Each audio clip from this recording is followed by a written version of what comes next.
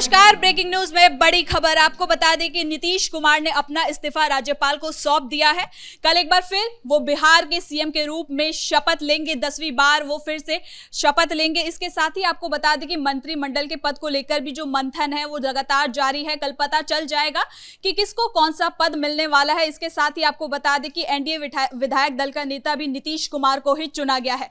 तो इसी खबर पर ज्यादा अपडेट के साथ मेरे सहयोगी नवेंदु झा और कैपिटल टीवी के एग्जीक्यूटिव एडिटर राजीव सिंह जी मौजूद है। तो सर, सबसे पहले आपसे बात करते हैं, सीएम नीतीश कुमार ने इस्तीफा सौंप दिया अपना।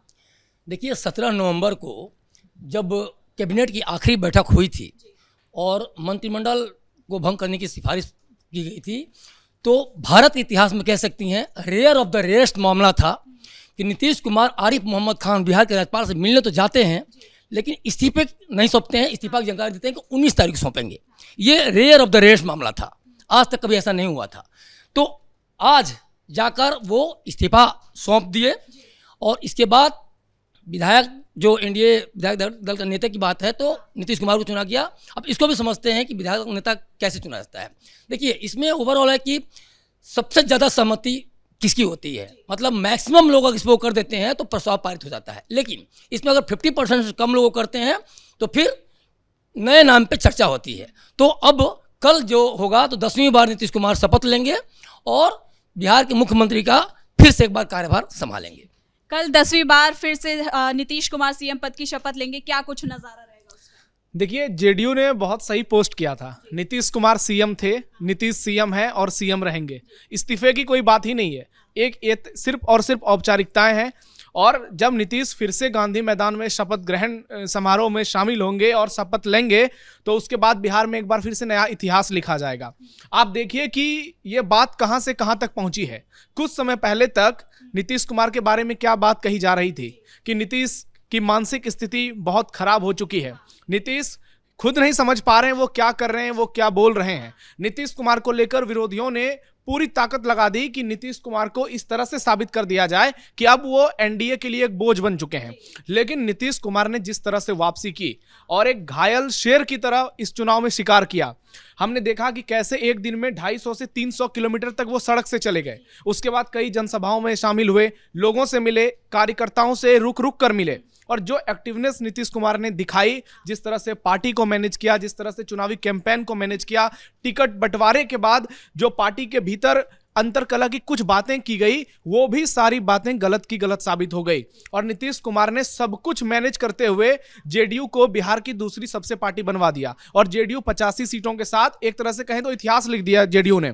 2010 के बाद ये सबसे बेहतरीन परिणाम एनडीए के लिए रहे। अब नीतीश कुमार जब सीएम के तौर पर शपथ लेंगे तो यहां से आगे यह देखना होगा कि बिहार की पॉलिटिक्स अब आगे कहां जाती है।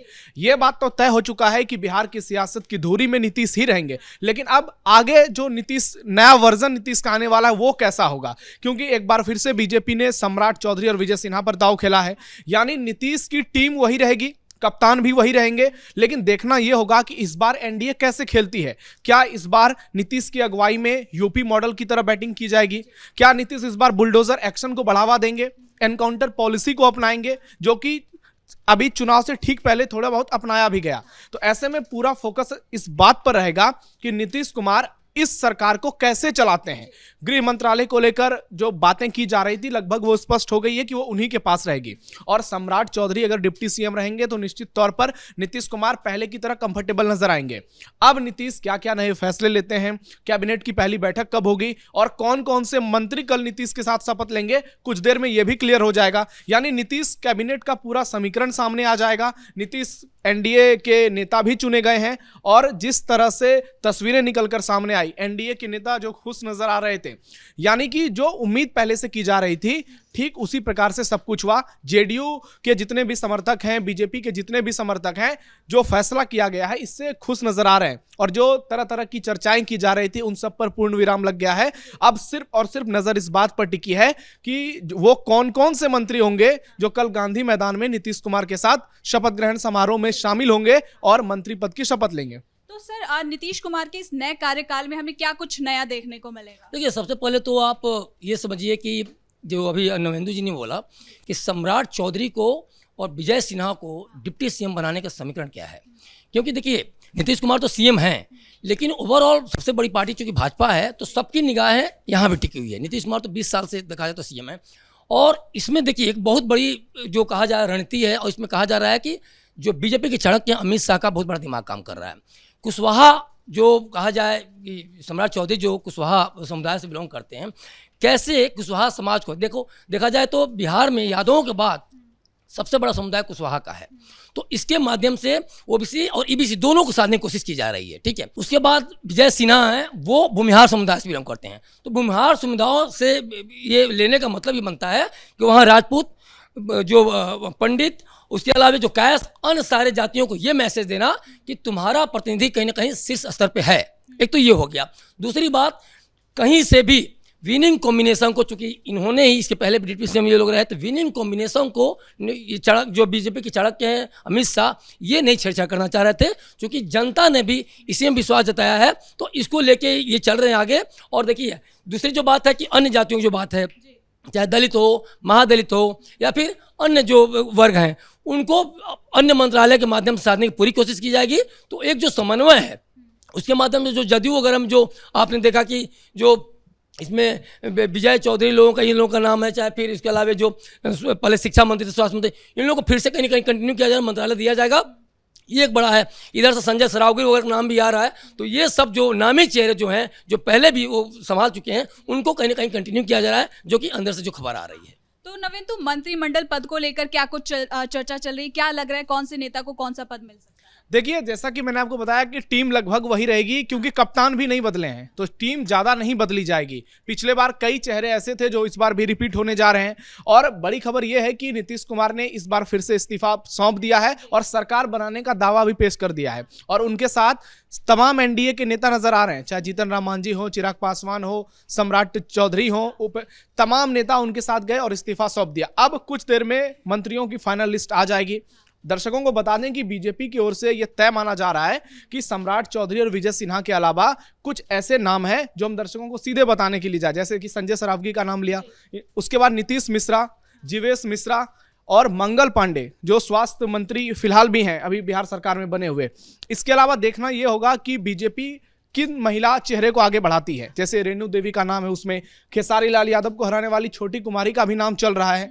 कई ऐसे चेहरे हैं, क्योंकि बीजेपी ये भी देखेगी कि जो कैबिनेट तैयार होगा उसका जातिगत समीकरण क्या बैठता है, क्योंकि कुशवाहा एक डिप्टी सीएम हो गए हैं और दूसरे भूमिहार जाति से डिप्टी सीएम हो गए हैं, तो ऐसे में विधानसभा स्पीकर जो होंगे वो कयास लगाए जा रहे हैं कि या तो वो ब्राह्मण होंगे या फिर कोई दलित जातियों के होंगे। ऐसे में मंत्रिमंडल जो होगा उसमें से भी ये ख्याल रखा जाएगा कि ईबीसी कोटे के ज्यादा मंत्री हों, दलित कोटे के ज्यादा मंत्री हों, क्योंकि बीजेपी और एनडीए में ज्यादातर राजपूत और भूमिहार भी चुन कर आए हैं, उसका भी ध्यान रखा जाएगा। और जेडीयू की जहां तक बात की जाए तो कुछ मंत्रियों के नाम तो तय हैं, जैसे कि विजेंद्र यादव हैं, विजय चौधरी हैं, श्रवण कुमार हैं, लेसी सिंह हैं, इन लोगों का नाम तय माना जा रहा है। चिराग पासवान की पार्टी से भी 2 नाम तय माने जा रहे हैं, उसमें से जो उनके प्रदेश अध्यक्ष हैं राजू तिवारी, एक वो होंगे, और संजय पासवान की नाम की चर्चा जोर शोर से चल रही है। जबकि उपेंद्र कुशवाहा की पार्टी से उनकी पत्नी स्नेहलता कुशवाहा है, और जीतन राम मांझी की पार्टी से उनके बेटे संतोष कुमार सुमन ही मंत्री बनेंगे।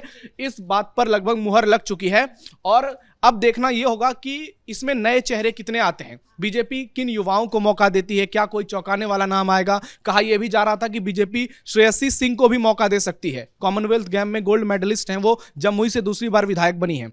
मैथिली ठाकुर के नाम की भी चर्चा है, लेकिन उस पर फिलहाल मजबूती नजर नहीं आ रही है। कई ऐसे नाम हैं, आईपीएस आनंद मिश्रा का भी नाम आ रहा है कि एक ऐसे ब्यूरोक्रेट्स को इसमें लाया जाएगा जिनको अच्छा खासा अनुभव है। तो कई नामों की चर्चा है, कुछ देर में लिस्ट क्लियर हो जाएगी, लेकिन बीजेपी के बारे में तो यही कहा जाता है कि कब कौन सा नाम पर्ची से निकल जाए वो कहना मुश्किल ही नहीं, नामुमकिन है। हालांकि बिहार में इस बार पर्ची खुला तो फिर से विजय सिन्हा और सम्राट चौधरी का ही नाम सामने आया, लेकिन बहुत जल्दी सब कुछ क्लियर हो जाएगा, और इसमें सबसे ज्यादा फोकस इस बात पर रखा जाएगा कि जातिगत समीकरण क्या बैठते हैं, किसको कितना एक्सपीरियंस है, कौन मंत्रिमंडल में प्रदेश को आगे विकास की जो रफ्तार बिहार ने पकड़ी है उसको और तेज कर सकता है, और सारे समीकरण फिट कैसे बैठते हैं। तो ऐसा नहीं है कि बीजेपी सारे एक समुदाय के लोगों को मंत्री बना देगी, पूरा एनडीए एक साथ मिलकर बैठेगा और फिर ये तय किए जाएंगे कि किस पार्टी से हम किस चेहरे को आगे बढ़ाएं, जो पूरे समीकरण को मिलाकर अपना एक तरह से गठबंधन का सारी बातें क्लियर हो पाए कि एनडीए में बीजेपी भी है, जेडीयू भी है, और जो 3 पार्टियां हैं, चिराग पासवान की, उपेंद्र कुशवाहा की और जीतन राम मांझी की। साथ ही बीजेपी अलग से मैसेज देने की कोशिश करेगी, क्योंकि ऐसा नहीं है कि बीजेपी नीतीश कुमार को लंबे समय तक सीएम बनाए रखेगी। अभी चूंकि परिस्थिति स्थिति लोगों के सामने है, तो नीतीश फिलहाल सीएम है, लेकिन आगे नीतीश कब तक रहेंगे, ये भी एक बड़ा सवाल है। ऐसे में बीजेपी उन चेहरों को भी आगे बढ़ाना चाहेगी जो कि प्रदेश की राजनीति में आगे के लिए बीजेपी की सियासत में फिट बैठ पाए। सर, आखिरी सवाल आपसे लेना चाहूंगी कि क्या कुछ तैयारी चल रही है कल के समारोह को लेकर? देखिए, पटना के गांधी मैदान में तो लगातार तैयारियां चली रही हैं और शपथ ग्रहण समारोह जो काफ़ी भव्य होना है, लगभग 1.5 लाख लोगों की बैठने की व्यवस्था की गई है। तमाम तरह के चीज़ें वो सब तो सामने आती रहती हैं, लेकिन नवेंदु ने एक बहुत बड़ी बात कही जो सम्राट चौधरी को लेके, तो ये नो डाउट बीजेपी हर हाल में चाहेगी, जैसे कि जो कुशवाहा और जो भूमिहार समीकरण लेकर चल रही है। तो देखिए, ये वोट बैंक तो कहीं ना कहीं नीतीश कुमार का है, लेकिन बीजेपी उनके ऊपर डिपेंड हमेशा रह के नहीं आगे करना चाहे, कहीं कहीं उन जातीय समीकरणों को लेकर अपने ऊपर साधना चाहेगी कि कम से कम इसमें से कुछ नेता ऐसे क्रिएट हों जो कि कल को आने वाले समय में बीजेपी को एक मजबूत आधार दें, मजबूत लीडरशिप दें। और सम्राट चौधरी के तौर पे एक मजबूत लीडरशिप दिख भी रहा है, और जो काफ़ी दिनों जो मांग थी, और खासतौर पे इस बार भी 10 से 20% लोग ये चाह रहे थे कि बीजेपी अपना सीएम क्यों नहीं बनाती है, तो एक ये कहीं ना कहीं था। तो उन लोगों को साधने के तौर पर डिप्टी सीएम के तौर पर किया गया। हो सकता है आने वाले समय में 2 साल बाद, 2.5 साल बाद कुछ ऐसा समझौता हुआ हो जो कि अभी वो लोग नहीं लाना चाहते हैं, ताकि जनता के बीच में जो सुशासन के तौर पे जो एक मुहर लगाया गया है उसको लेके असंतोष है। तो आने वाले समय में, जो कि नवेंदु ने भी कहा कि हो सकता है 2 साल बाद, 2.5 साल बाद सम्राट चौधरी को बतौर सीएम देखा जा सकता है, और जब जो भी होगा नीतीश कुमार के सहमति से ही होगी, आपस में मिल बैठ के हुआ। जो भी समन्वय अभी बहुत ही बेहतरीन देखा गया, उस समन्वय के आधार पर ही होगा। बहुत बहुत धन्यवाद आपका इन तमाम जानकारियों के लिए। तो कुल मिलाकर नीतीश कुमार ने अपना इस्तीफा सौंप दिया है। कल वो एक बार फिर से सीएम पद के लिए शपथ लेंगे, जिसको लेकर तैयारियां चल रही है, बहुत भव्य तैयारी की जा रही है। अब कल क्या होगा इस पर हमारी नजर बनी रहेगी। फिलहाल ब्रेकिंग न्यूज में इतना ही। कैमरा पर्सन कुणाल के साथ मैं सृष्टि शाह।